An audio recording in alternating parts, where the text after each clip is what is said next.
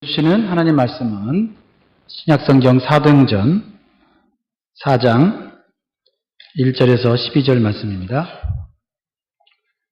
사도행전 4장 1절에서 12절 말씀입니다.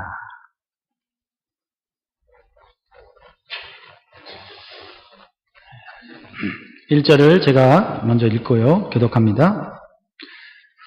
사도들이 백성에게 말할 때에 제사장들과 성전 맡은 자와 사두개인들이 이르러 백성을 가르침과 예수를 들어 죽은 자 가운데서 부활하는 도 전함을 싫어하여 저희를 잡음의 날이 이미 저문고로 이튿날까지 가두었으나 말씀을 들은 사람 중에 믿는 자가 많으니 남자의 수가 약 5천이나 되었다. 이튿날에 관원과 장로와 서기관들이 예루살렘에 모였는데 대제사장 안나스와 가야바와 요한과 알렉산더와 및 대제사장의 문중이 다 전하. 사도들을 가운데 세우고 묻되 너희가 무슨 권세와 네 이름으로 이 일을 행하였느냐? 예, 베드로가 성령이 충만하여 가로되 백성의 관원과 장로들아, 만일 병인에게 행한 착한 일에 대하여 이 사람이 어떻게 구원을 얻었냐고 오늘 우리에게 질문하면 너희가 모든 이스라엘 백성들은 알라. 너희가 십자가에 못 박고 하나님이 죽은 자 가운데서 살리신 나사렛 예수 그리스도의 이름으로 이 사람이 건강하게 되어 너희 앞에 섰느니라. 이 예수는 너희 건축자들의 버린 돌로서 집 모퉁이의 머릿돌이 되었느니라. 다른 이로서는 구원을 얻을 수 없나니 천하 인간의 구원을 얻을 만한 다른 이름을 우리에게 주신 일이 없음이니라 하였더라. 아멘, 할렐루야. 네, 여러분 오늘 잘 오셨습니다. 또 위대한 선택을 하셨습니다. 하나님께서 여러분에게 합당한 은혜, 위대한 은혜 주실 줄 믿습니다. 네, 그러한 믿음으로 우리 옆 사람을 축복합니다. 하나님께서 당신에게 오늘 큰 은혜를 주실 것입니다. 우리 인사하겠습니다. 오늘 여러분에게 하나님이 큰 은혜를 주실 줄 믿습니다. 사랑하는 여러분, 이번 부활절 이후에 여러분의 마음과 삶에 어떤 변화가 있나요? 저에게는 이번 부활절은 다시 한번 기도의 능력을 체험한 그러한 시간들이었습니다. 제가 몇 달 전부터 해결해야 될 많은 문제들이 있었습니다. 교회 일도 있지만은 가정의 일도 있었고 개인적인 일들도 있었는데 어려움이 오면 한꺼번에 온다고 그러잖아요. 그래서 한꺼번에 오는 거예요. 꼭 페이퍼를 학교에서 페이퍼를 내야 되는데 페이퍼를 내야 되는 듀데이트이 다 동시에 있을 때 얼마나 그 학생들은 가슴이 답답하고 힘이 듭니까? 그래서 지난 사순절부터 고난주간까지 정말 열심히 기도한 것 같아요. 그러면서 마음속에 한두 가지는 포기해야 되겠구나, 포기할 일이 생길 수도 있겠구나 하는 그런 마음이 들었어요. 그런데 하나님께서 생각지도 않은 방법으로 저의 문제를 해결해 주신 줄 믿으시기 바라요. 얼마나 감사한지 몰라요. 그러면서 다시 한번 깨달은 사실이 있는데 기도가 단순히 간절한 마음으로만 하는 것이 아니라 예수의 이름으로 하는 것이 중요하다는 걸 깨달았어요. 물론 제가 예수의 이름이 아닌 다른 이름으로 기도했겠습니까? 예수의 이름으로 기도했죠. 그런데 예수의 이름으로 기도하는 것이 중요하다는 것을 다시 깨달은 거예요. 정말 다른 때보다도 예수의 이름을 많이 불렀던 것 같아요. 어떤 기도의 내용보다는 예수님 그 자체를 부르면서, 그래서 기도할 때 예수님, 예수님, 예수님. 이미 주님이 내용을 알고 계시잖아요. 그래서 예수님, 예수님, 예수님, 예수님이 아니면 이 문제는 해결될 수 없습니다. 내 능력으로는 감당할 수 없습니다. 예수님 어떻게 해야 될까요? 예수님, 예수님, 예수님. 아마 누가 제 옆에 있었으면요, 거의 한두 시간 동안 예수님 이름이 90%예요. 예수님. 그런데 기도하는데 예수님이 바로 제 눈앞에 있는 것 같아요. 하도 예수님을 불렀더니 예수님이 정말 나와 인격적인 대화를 하는 것 같은 느낌을 받았어요. 여러분, 기도할 때 기도의 내용도 중요하지만 그 예수님의 이름을 믿는 믿음과 살아계신 예수님이라고 하는 그런 믿음, 이거 참 중요한 것 같아요. 세상의 종교나 세상 사람들도 기도를 하지요. 소원을 이루기 위해서 얼마나 간절히 기도하는지 몰라요. 그러나 그들에게는 간절한 소원은 있지만 예수의 이름으로 기도하지 않아요. 이것이 기독교의 기도와 다른 종교와의 분명한 차이점입니다. 기독교의 기도는 예수의 이름이 너무 중요해요. 예수의 이름이 아니면 그건 기도가 아닙니다. 왜냐하면 예수 이름으로 기도하는 것에는 예수님의 놀라운 약속과 이유가 있어요. 이유가 있어요. 요한복음 14장 13절 말씀을 같이 한번 읽어보겠습니다. 같이 시작. 너희가 내 이름으로 무엇을 구하든지 내가 시행하리니 이는 아버지로 하여금 아들을 인하여 영광을 얻으시게 하려 함이라. 내가 누구인지, 내 이름이 유명한지, 내 이름이 유명하지 않지, 이게 중요하지 않아요. 중요한 건 누구의 이름이요? 예수의 이름이에요. 예수의 이름. 예수의 이름. 내가 직분이 목사든 장로든 권사든 집사든 이건 상관없어요. 예수의 이름이 아니면 그 기도는 헛된 기도예요. 예수의 이름으로 하는 게 중요하다. 왜냐하면 예수님은 자신의 이름을 걸고 기도하면 예수님이 반드시 이루어준다고 말씀하고 있어요. 그리고 그 기도를 들어주는 이유가 뭐예요? 하나님께서 영광 받으시도록 하는 데 있다고 말하고 있어요. 다시 말하면 예수의 이름으로 드리는 기도가 응답되는 이유는 하나님께 영광이 되기 때문에 그렇다라는 거죠. 여기서 응답받는 기도의 원리가 나오죠. 두 가지입니다. 간단히 말하면 예수의 이름과 하나님의 영광이에요. 이게 같이 합쳐져야 돼요.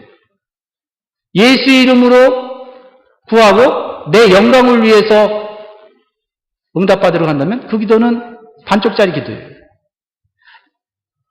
예수의 이름으로 그러고 예수의 이름으로 기도하지 않고 단순히 내 소원만을 기도한다고 하는 것은 이방인의 기도가 될 수밖에 없다는 거예요. 자, 여러분의 기도는 어떻습니까? 이 두 가지가 반드시 포함될 수 있기를 바랍니다. 오늘 본문의 배경이 되는 기적의 사건이 있어요. 뭘까요? 본문의 배경이 되는 기적이 40년 동안 나면서부터 걷지 못하는 장애인, 안진뱅이로 성전 미문 앞에서 구걸하던 불행한 삶을 살던 사람이 나와요. 그런데 그 사람이 기적적으로 치유되는 사건이 나옵니다. 이 사건은 바로 사도행전 앞장, 4장 앞장에 나온 3장에 나오는 사건인데 사도 베드로와 요한이 하루에 3번 성전에 기도하는 시간에 올라갑니다. 올라가는데 이 병자를 만난 거예요. 그 사람은 평상시 하듯이 뭘 했을까요? 사도 베드로와 요한에게 돈을 구걸했습니다. 그러자 베드로와 요한이 함께 멈추어 서서 그 사람에게 자신 있게 말하는 거예요. 지갑을 꺼내서 돈과 그가 원하는 물질 중이 아니고 이렇게 말합니다. 우리를 보라 이렇게 말하고 있어요. 우리를 보라. 그러니까 이 안진뱅이가 야 오늘 운이 대통한 날이구나. 그냥 보통 사람들은 돈 달라고 하면 주머니에서 손을 집어넣고는 그냥 1불짜리 던져주고 가는데 이 사람은 우리를 보라 이렇게 하는 거예요. 그래서 이 기대하는 마음으로 초롱초롱한 눈으로 이 안진뱅이가 베드로와 요한을 쳐다봐요. 큰 기대감을 가지고. 그런데요, 베드로고 사도가요, 그 당시 사람들이 상상할 수 없는 말을 하는 거예요. 상상할 수 없는 말을 하는 거예요. 그게 뭐예요? 사도행전 3장 6절. 같이 한번 여러분 베드로가 되어서 한번 읽어보겠습니다. 시작. 베드로가 가로되 은과 금은 내게 없거니와 내게 있는 것으로 내게 주노니 곧 나사렛 예수 그리스도의 이름으로 걸어라. 할렐루야. 예, 상상할 수 없는 거예요.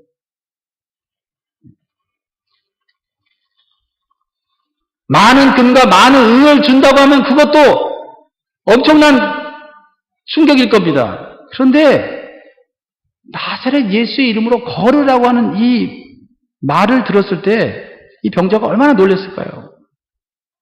근데 이 베드로의 눈빛이요, 예, 자신감과 확신에 가득 찬 말을 하는 거예요. 바로 베드로는 예수의 이름으로 기도한 거예요. 그러고는 병자의 오른손을 탁 잡아갖고는 확 일으키니까 그 사람의 발과 발목에 힘이 들어가기 시작했어요. 벌떡 일어났어요. 이 안진뱅이의 꿈이 뭔지 아세요?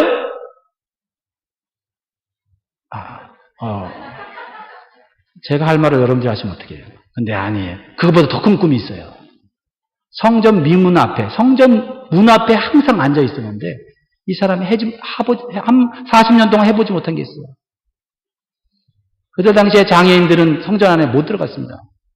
성전에 들어가서 예배 드리는 게 소원인 거예요. 찬송하는 게 소원인 거예요. 얼마나 좋았든지 성전에 들어가서 뛰어다니는 거예요. 걸어다니다가 뛰어다니면서 하나님을 찬송하고 한잔 예배했다고 성경에 기록되어 있어요. 그의 소원이 이루어진 거예요. 돈보다도 더 귀한 하나님의 놀라운 은혜를 받은 거예요. 자, 근데요, 예수의 이름은 믿는 자의 믿음에 따라서 그 역사가 달라요. 믿으세요? 그러니까 여러분이 가진 믿음에 따라서 믿음의 역사가 각자 다 다르다는 얘기예요. 누가복음 8장에 보면 또 하나의 치유 사건이 나타나는데 12해를 혈루증으로 고통받는 여인이 나옵니다. 그 여인이 예수의 소문을 들었어요. 그러자 이 여인은 예수님 앞에 나아가고자 하는 소원이 생겼습니다. 하지만 예수님 앞에 나아가기에는 많은 장애물이 있는 거예요. 가장 큰 장애물은 뭐예요? 자기 자신이에요. 몸이 너무 연약해져 있고 의사에게 너무 시달림을 받아서 이제는 혼자 걸을 수조차 없어요. 그리고 하혈을 한다고 하는 것은 그 당시에는 부정한 것으로 여겨져서 사람들 앞에 갈 수도 없어요. 그런 자신이 가장 큰 장애물일 뿐만 아니라 예수님을 쫓아다니는 무리들이 엄청 많았는데 건장한 남자들이 많이 있었단 말이에요. 예수님 앞에 나아가고자 해도 그 많은 사람들을 뚫고 갈 수가 없는 상황이었다라는 것입니다. 그런데 이 여인에게 마음속 깊이 있는 한 가지의 중요한 생각이 있었는데 그게 뭐냐면 예수님의 옷가에라도 손을 살짝 대기만 하면 예수님의 능력이 나를 고칠 거라고 하는 믿음의 생각이 있었다는 거예요. 그 믿음의 생각이 마음속에서 계속 우러나오자 그는 온 힘을 다하여 장애를 물리치고 예수님 근처에 가는데 성공을 했어요. 그리고 간신히 예수님의 옷자락에 손을 대는 그 순간 예수로부터 능력이 나와서 이 여인이 깨끗이 치료된 줄 믿으시기 바랍니다. 하지만요, 여러분, 많은 사람들이 이 여인보다 앞서서 예수님과 함께 있었고 예수님보다 더 가까이 있었어요. 근데 그들은 예수의 능력을 체험하지 못했다는 거예요. 예수님께 가까이 있어도 예수님께 먼저 나왔어도 예수 이름의 능력을 믿지 못하면 그 능력을 체험할 수 없어요. 단지 나 예수님 얼굴 봤다? 나 예수님 근처에 있다?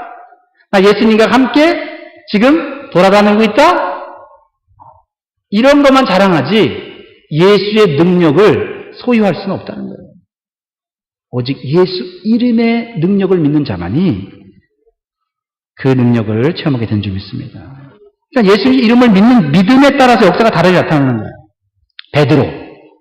베드로도 예수님이 십자가에 죽기 전에 3년 동안 제자로서 예수님을 따라다니고 예수님을 믿었잖아요. 그때 베드로의 믿음은 자주 흔들렸어요. 왜냐하면 예수님을 믿는 믿음과 자기 자신을 믿는 믿음이 섞여져 있었어요. 그러니까 예수님이 십자가에 못 박혀 돌아가셨을 때 이 베드로의 믿음은 흔들렸을 뿐만 아니라 예수님을 배반하게 된 거죠. 그러나 예수 그리스도께서 부활하신 것을 경험하고 난 다음에 다시 예수님을 만났을 때 그의 믿음은 완전히 업그레이드가 된 거예요. 같은 예수님을 믿었지만 부활하신 예수님을 만나고 믿게 되었을 때 예수 이름의 능력을 진짜로 체험하게 됐다 이 말이에요. 자신의 생각은 온전히 다 사라지게 되고 온전히 예수의 이름만을 믿는 믿음으로 그 마음속에 가득 차 있었다라는 거예요. 이러한 변화가 우리에게 있어야 될지 믿습니다. 시간이 흘러갈수록, 그렇죠? 우리의 신앙의 연수가 지나갈수록 내 생각을 믿는 믿음에서 예수의 이름을 믿는 믿음으로 바뀌어져야 돼요. 바뀌어져야 돼요. 그래서 그는 믿음으로 은가금은 내게 없거니와 내게 있는 것으로 내게 주노니 곧 나사렛 예수 그리스도의 이름으로 걸어라 라고 자신 있게 얘기한 거예요. 어떤 사람이 보면 거짓말쟁이, 뻥쟁이라고 말할 수 있겠죠. 돈이 없으니까 증명할 수 없는 예수의 이름으로 나보고 일어나려고 이렇게 말할 수 있을지 몰라요. 그러나 우리가 정말 예수의 이름을 우리가 가진 통장에 있는 돈보다 더 신뢰하고 믿는다고 한다면 돈으로 해결할 수 없는 문제를 해결할 수 있는 줄 믿으시기 바라요. 네. 그러니까 나의 믿음의 성장에 따라서 하나님의 능력을 체험하는 정도가 달라지는 거예요. 그러니까 믿음이 없는 사람은 믿음이 없는 말을 하는 거예요. 성경을 못 믿겠다.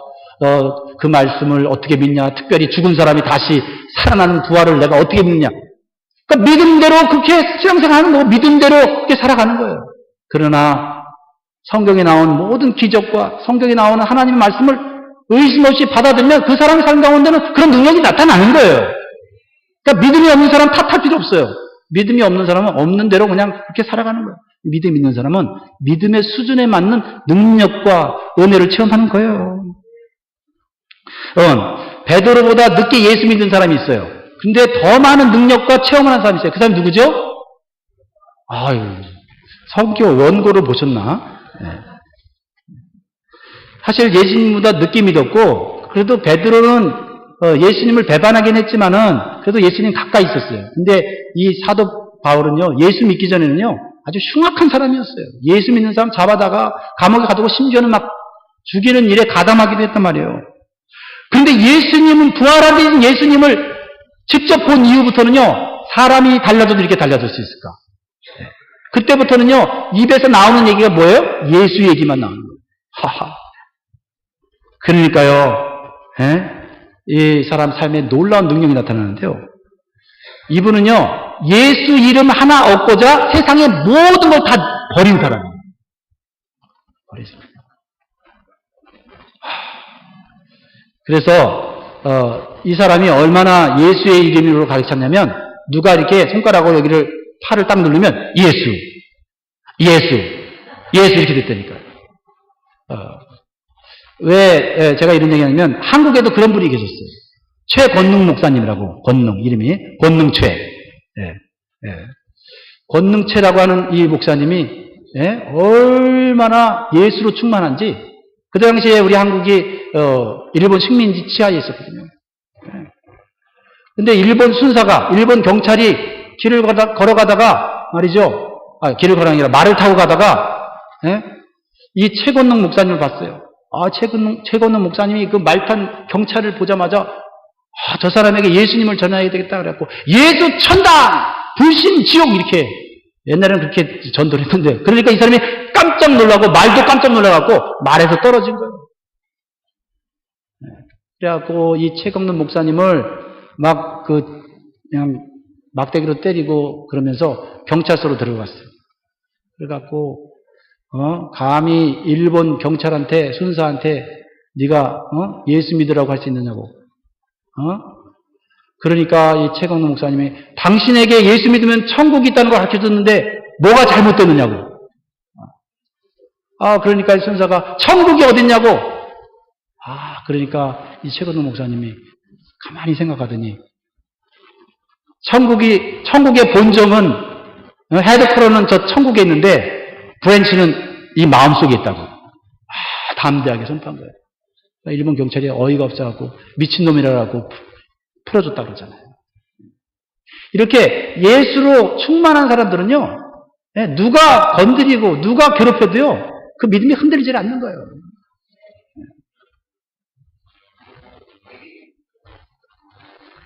사도 바울은 예수를 위해 모든 것을 버린 사람이에요. 그리고 예수님의 십자가와 부활의 복음만을 전했어요. 그러니까 믿음이요, 흔들릴 필요도 없어요. 오직 예수로 가득 찬 사람이니까요. 하나님께서 얼마나 기뻐하셨겠어요. 하나님께서 자신의 아들을 이 땅에 보내서 우리를 위해서 피를 흘려 대속의 죽음을 죽게 하셨잖아요. 근데 하나님이 어떤 사람을 기뻐하겠냐고. 자기 아들을 귀하게 여기고 자기 아들의 이름을 존귀하게 여기는 사람을 기뻐하지 않겠어요? 진짜 하나님이 기뻐하는 사람은 그 사람인 것 같아요. 여러분도 그렇잖아요. 여러분 자녀를 누가 다른 사람이 참 귀하게 여겨주고, 예? 여러분의 자녀를 누군가가 자꾸 서포트해주고, 그러면 어떻게 해요? 정말 고맙잖아요. 그렇죠? 고맙잖아요. 우리가 하나님 앞에 뭐 헌금하고 봉사하고 그런 것도 하나님 기쁘시게 하지만은 진짜 하나님 기쁘게 하는 거는 하나님이 어떤 마음으로 이 세상에 아들을 보냈는데, 그렇죠? 그 아들을 귀하게 여기고 그 아들의 이름을 기쁘게 하려고 하는 그 사람을 축복해 준다니까요. 생각을 조금만 하면 하나님이 기뻐한 게 뭔지 안 되니까요. 하나님이 그래서 사도 바울에게 특별한 능력을 줬어요. 네. 특별한 능력. 어디 나오냐면요. 사도행전 19장 11절에 나오더라고요. 사도행전 19장 11절에 보니까 사도 바울에게는 아주 특별한 능력을 줬어요. 11절 보면 같이 한번 읽어볼까요? 하나님이 바울의 손으로 희한한 능을 행하게 하시니. 네. 희한한 능을 행하죠. 그 희한한 게 뭐냐면 12절이에요. 12절 시작. 심지어 사람들이 바울의 몸에서 손수건이나 앞치마를 가져다가 병든 사람에게 얹으면 그 병이 떠나고 악기도 나가더라. 할렐루야. 근데 사람들이 보면 착각할 만해요.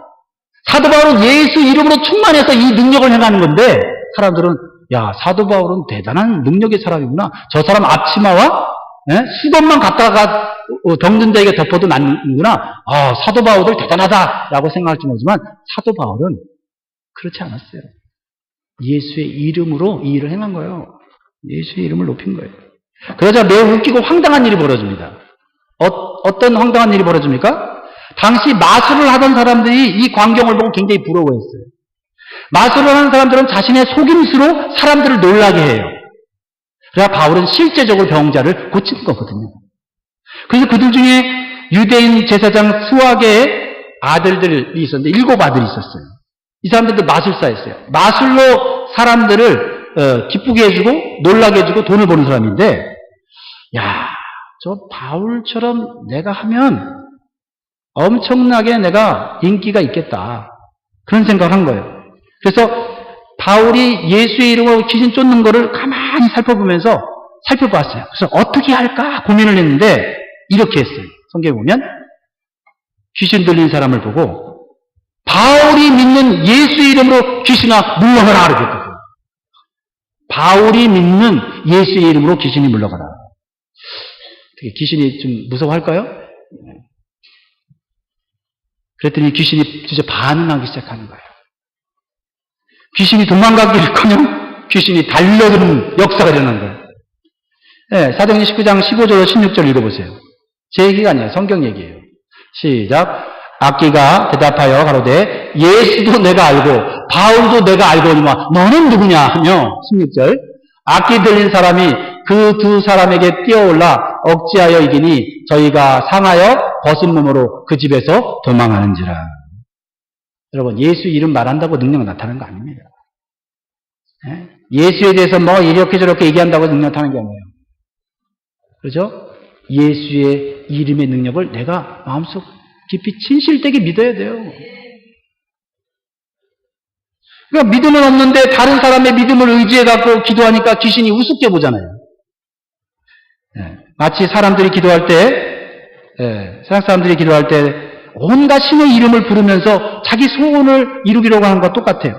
그래서 보면 하나님, 부처님, 공자님, 알라신 별 이름을 다 불러가면서 문제 좀 해결해 주세요.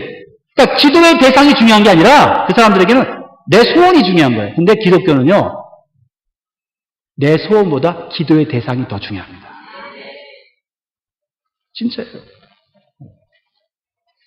심지어는 내 기도의 내용이 잘못됐어도 기도의 대상에 대한 믿음이 올바르면요, 내 기도의 내용을 바꿔주신다니까요. 이러한 예수 이름의 능력을 체험한 사도 베드로는요, 오늘 12절, 사도행전 4장 12절에서 분명하게 확신을 가지고 우리에게 얘기를 해요. 다른 이름은 없다. 예수 믿다가 잘 안 되면 절에 가갖고 부처의 이름으로 기도하려고 하는 거 어리석다. 다른 이름 없다. 12절에. 이건 외우셔야 돼요. 네, 4장 12절. 4장 12절. 같이 읽습니다. 시작. 다른 이로서는 구원을 얻을 수 없나니 천하 인간의 구원을 얻을 만한 다른 이름을 우리에게 주신 일이 없음이니라 하였더라. 이게 다른 사람이 얘기하면 좀 덜 믿어지는데 베드로가 얘기하니까 믿어져야잖아. 왜요? 예전에 배반했잖아요. 얘 무슨 부인했잖아요. 그런데 어떻게 베드로가 하루아침에 이렇게 변할 수 있어요? 그것도 목숨을 걸고 이 말을 할 수가 있어요? 예수의 이름이 능력이 있다는 것밖에 우리는 믿을 수밖에 없어요. 오직 구원은 예수님의 이름 외에는 없습니다. 다른 이름, 다른 종교는 결코 구원 얻을 수 없어요. 이 믿음이 확고해야 진정한 삶의 변화가 일어나고 치유가 일어나고 구원의 능력이 나타나는 줄 믿습니다. 그러니까 여러분, 사람끼리 저 사람이 얼마나 믿음이 좋으냐 안 좋으냐 그거 자꾸 거기에 너무 집중하지 마세요. 예수 그리스도께 집중하세요. 그러면요, 못났던 사람도 잘나게 되고, 네? 불행했던 사람도 행복해지는 거지. 지금 현재 공사 중인 사람을 보면서, 야, 저 사람의 믿음이 어떻고 저쩌고. 우리가 예수 그리스도께 집중하는 신앙생활을 할 수 있도록 옆에서 도와줘야 돼요. 하지만 예수의 이름을 믿지 않으면서 자기 자신의 믿음을 자랑하는 사람한테는 좀 정신을 차리게 해줘야 돼요. 두 번째는요, 예수님의 이름을 온전히 믿는 자는 온갖 핍박과 시련 속에서도 담대할 수 있어요. 이게 예수의 이름을 믿는 자의 모습이에요. 사람들은 베드로가 나면서부터 안정병이가 된 사람의 병을 고쳤다고 착각을 했어요. 그래서 사람들은 성전에 들어간 베드로를 중심으로 확 모이기 시작했어요. 어떻게 그 병을 고쳤는지 알고 싶었어요. 그래서 베드로가 말하기를 내가 하루에 3번 열심히 기도하고 금식하고 거룩해지니까 나에게 능력이 임해서 병자에게 일어나라고 몇 마디 하니까 일어났다고 자랑하듯 말하지 않았습니다. 안 하지 않고 이렇게 얘기했어요. 내가 한 것이 아니다. 그래서 사도행전 3장 12절 볼까요? 12절 시작. 베드로가 이것을 보고 백성에게 말하되 이스라엘 사람들아 이 일을 왜 기이 여기냐? 우리 개인의 권능과 경건으로 이 사람을 걷게 한 것처럼 왜 우리를 주목하느냐? 16절에 시작. 그 이름을 믿음으로 그 이름이 너희 보고 아는 이 사람을 성하게 하였나니 예수로 말미암아 난 믿음이 너희 모든 사람 앞에서 이같이 완전히 낫게 하였느니라. 할렐루야. 베드로는 오직 예수의 이름을 높이고 자신을 낮추었어요. 그러자 수많은 사람들이 베드로를 향한 시선이 누구에게로 옮겨가요? 예수 그리스도께로 시선이 옮겨가기 시작했어요. 그리고 오직 예수님의 이름을 믿고 제재된 남자의 수가요 5,000명이나 되었다고 했어요. 5,000명. 그쵸? 4절에 나와 있잖아요. 말씀을 들은 사람 중에 믿는 자가 많으니 남자의 수가 약 5,000이나 되었더라. 믿었다는 걸 누구 믿었다는 거예요? 베드로를 믿었다는 거예요? 네, 진짜 눈으로 보기에 병을 고친 자는 베드로예요. 근데 베드로가 내가 병을 고친 것은 예수의 이름 때문이라고 확실하게 전하니까 사람들이 베드로에게서 예수에게 시선이 옮겨졌다는 거예요. 네, 이게 중요합니다. 그런데요, 이렇게 믿음을 갖는 사람도 있지만 이 베드로의 부활의 복음을 또 싫어하고 무서워하는 사람도 있었어요. 위기의식을 느낀 종교 지도자들이 인기 있는 사도들을 핍박하기 시작합니다. 그들은 학문이 없는 어부 출신 베드로가 성전에서 가르치는 것도 못마땅했고 무엇보다도 가장 싫은 것은 예수의 부활과 예수의 이름으로 말하는 것이었어요.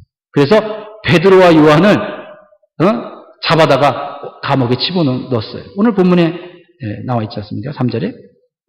사랑하는 여러분, 왜 그들이 부활의 도를 전하는 것을 그렇게 싫어했을까요? 두려움과 죄책감 때문이에요.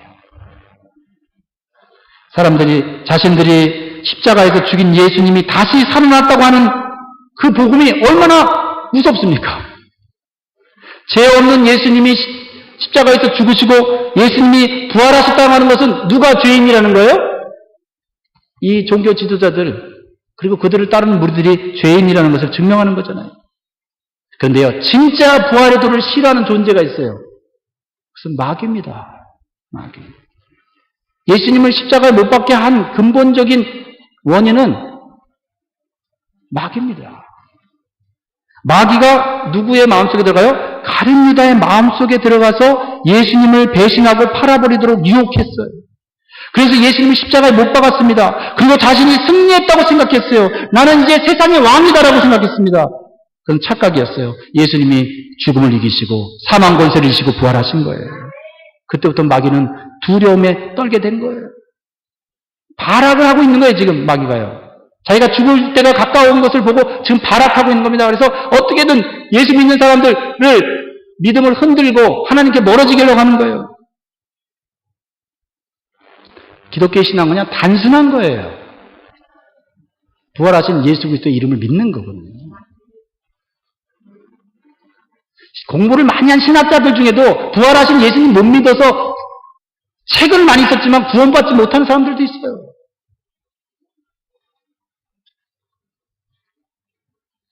참된 신앙은 부활하신 예수님을 믿고 얼마나 그것을 기뻐하고 감사하느냐에 달려있는 거예요.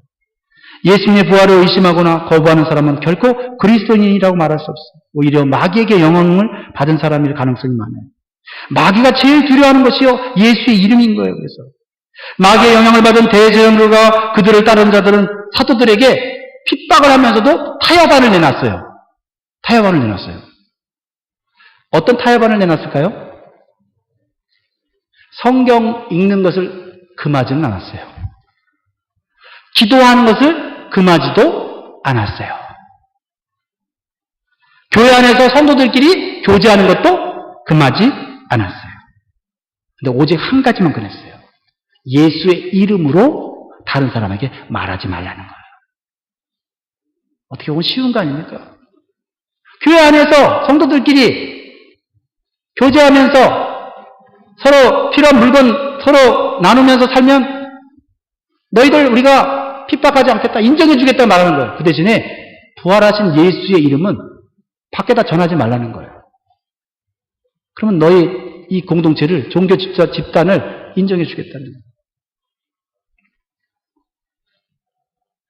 사도행전 5장 40절에 그렇게 말하잖아요. 사도행전 54절에 보면 저희가 옳게 여겨 사도들을 불러들여 채찍질하며 한 가지 예수의 이름으로 말하는 것을 금하고는 말하는 거를 금했어요. 말하는 거.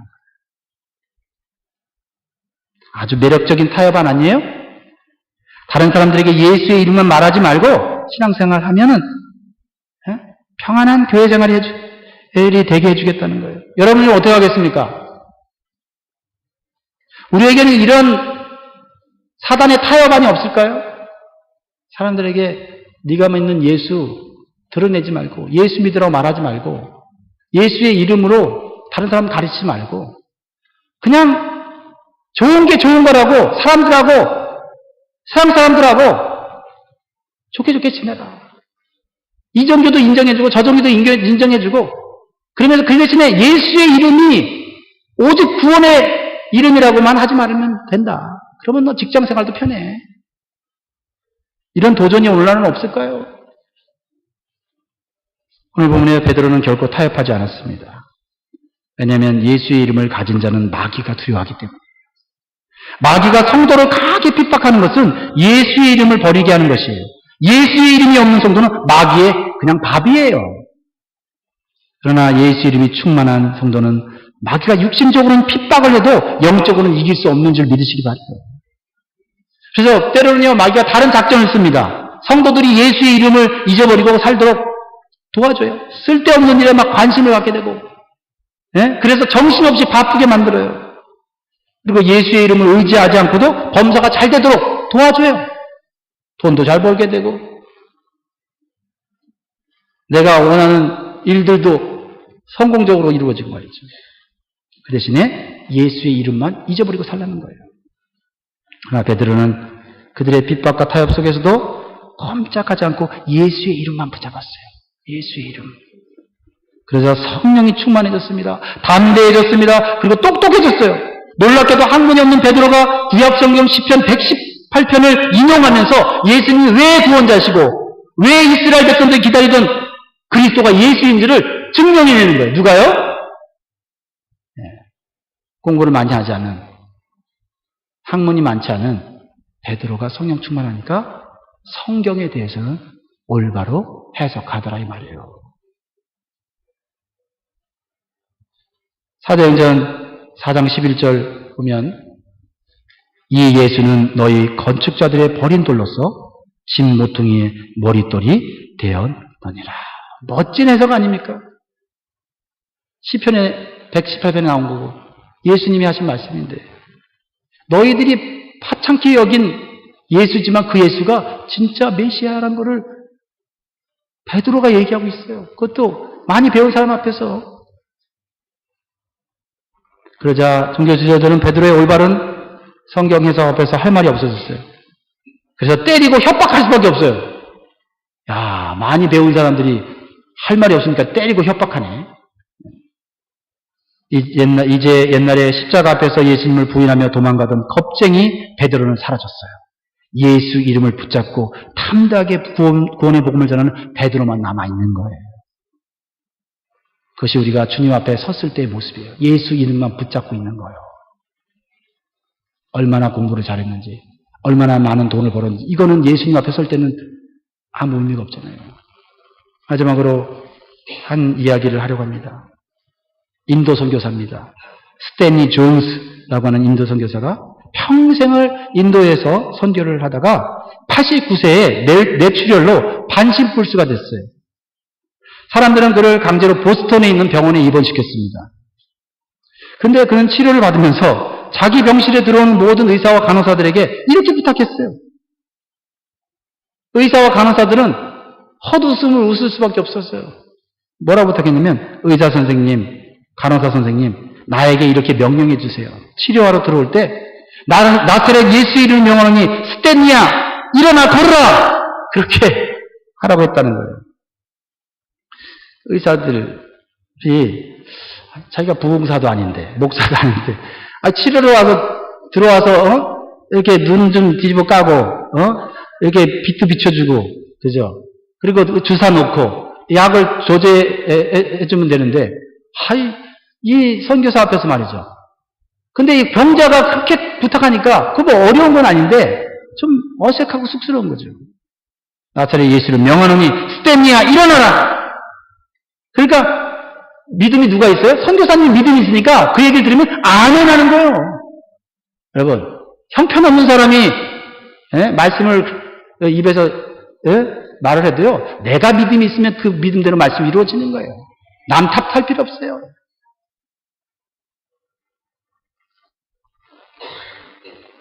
간호사도 치료한 중에 용기를 내갖고 스탠리 나사렛 예수 이름 명하니 일어나 걸어라.